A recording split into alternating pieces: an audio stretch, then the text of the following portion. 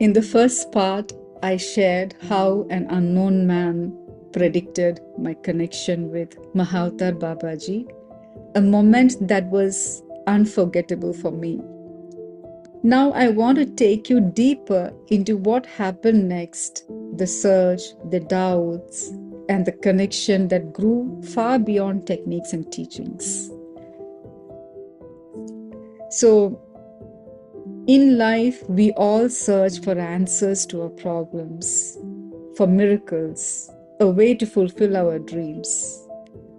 But my real inquiry began when I heard a divine audible voice saying, "There is beyond it." You know, when did I hear this?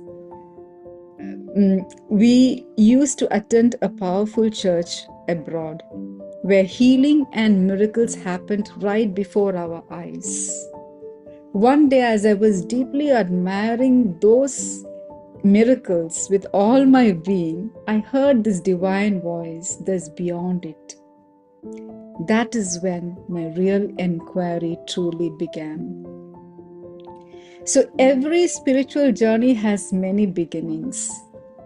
But sometimes there comes a moment, a turning point, when something inside shifts forever. For me, that moment happened in the sacred Virupaksha cave at Tiruvannamalai. Something beyond description happened. Something beyond words. I can't really explain it here.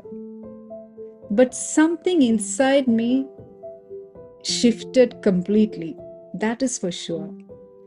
For 4 days, I walked around Tiruvannamalai in a different state, almost like my brain had frozen, like I was numb.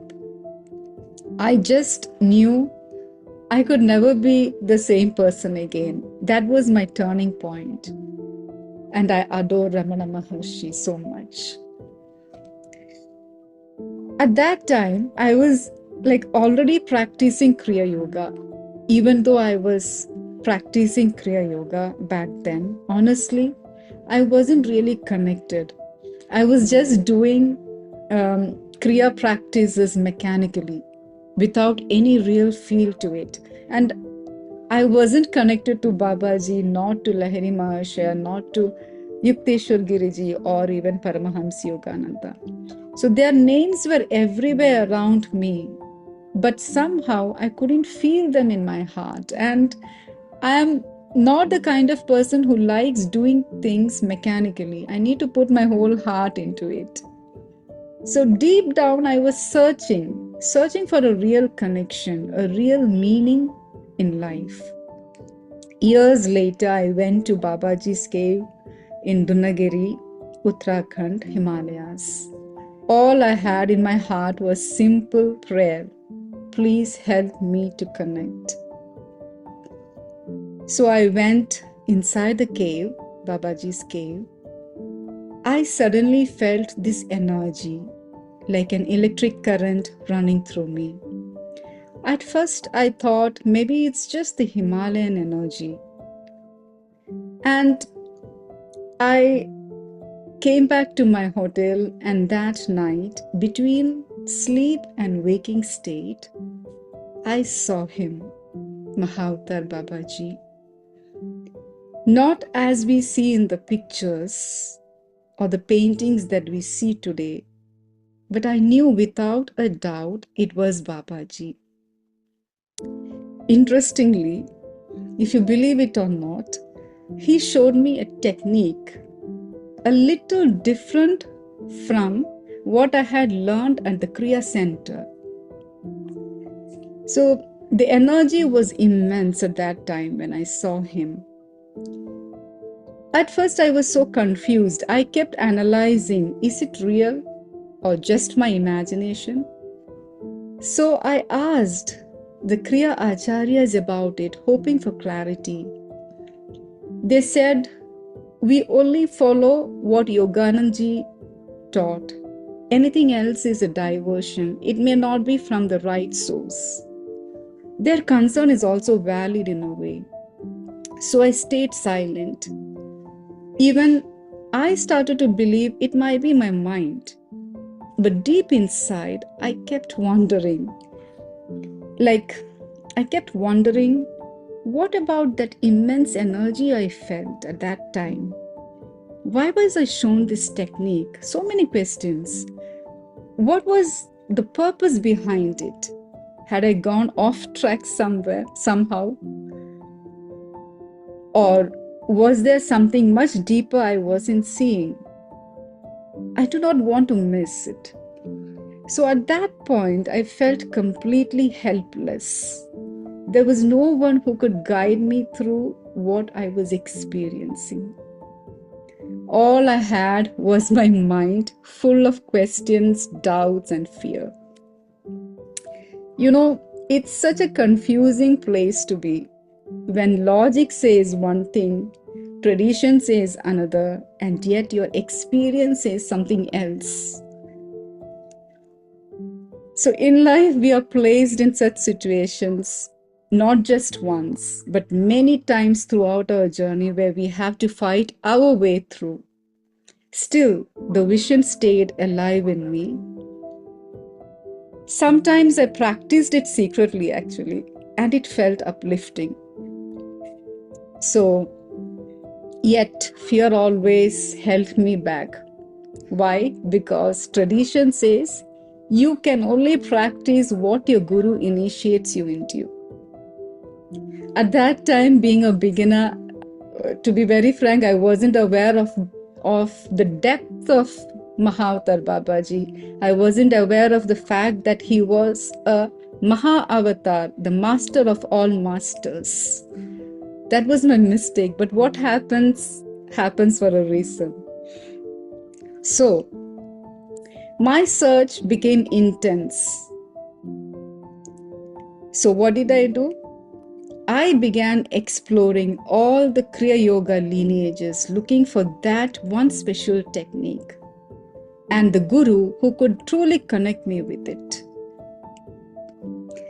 So, in short, I learned Kriya Yoga from Lahiri Maharshi's lineage, Yoganandaji's lineages, Yukteswar Giri lineage, and even Siddha traditions. Most of them denied it royally, because only a very few are even aware that such things exist. So it is said that in ancient times, Lahiri Maharshi gave different techniques to each person based on their DNA, their energy, and destiny. And finally, one day, I met the last guru of my Kriya Yoga journey, Guru Brahmananda Giri. I asked him, can Kriya also be practiced this way?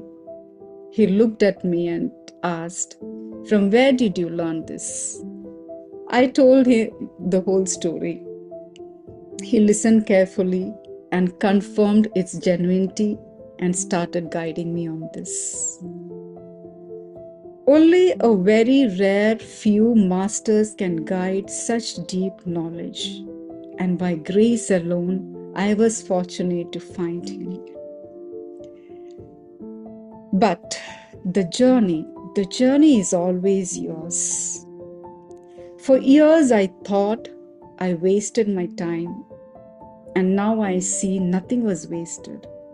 Every doubt, every search, every waiting, it was all preparing me. My surrender to Mahavatar Babaji grew deeper. My connection with him became more personal than ever before. What I realized through all this searching is that Babaji is not just connected to a particular technique. He is not limited to Kriya practices, lineages, scriptures, or rituals. He's far beyond that. My connection with Babaji was never about the techniques. It was deeper, subtle, and deeply personal.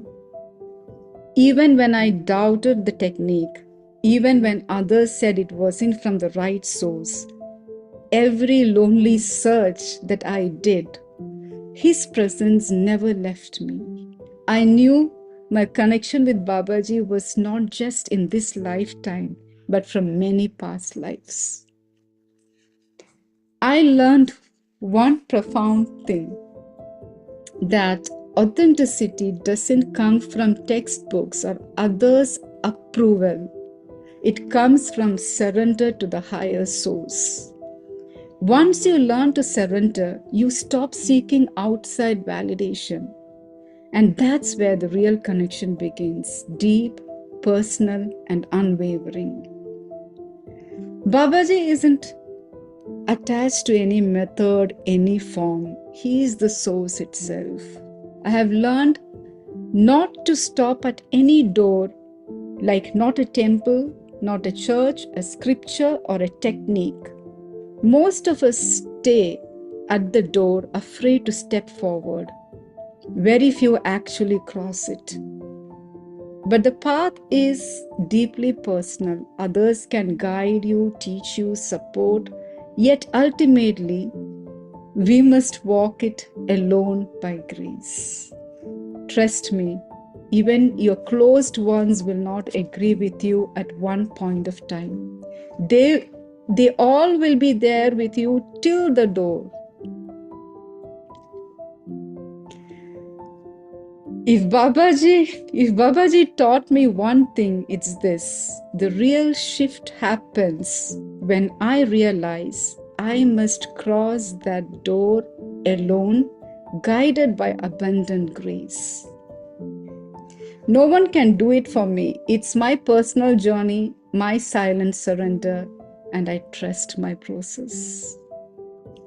I hope you enjoyed this, and I hope you have learned something.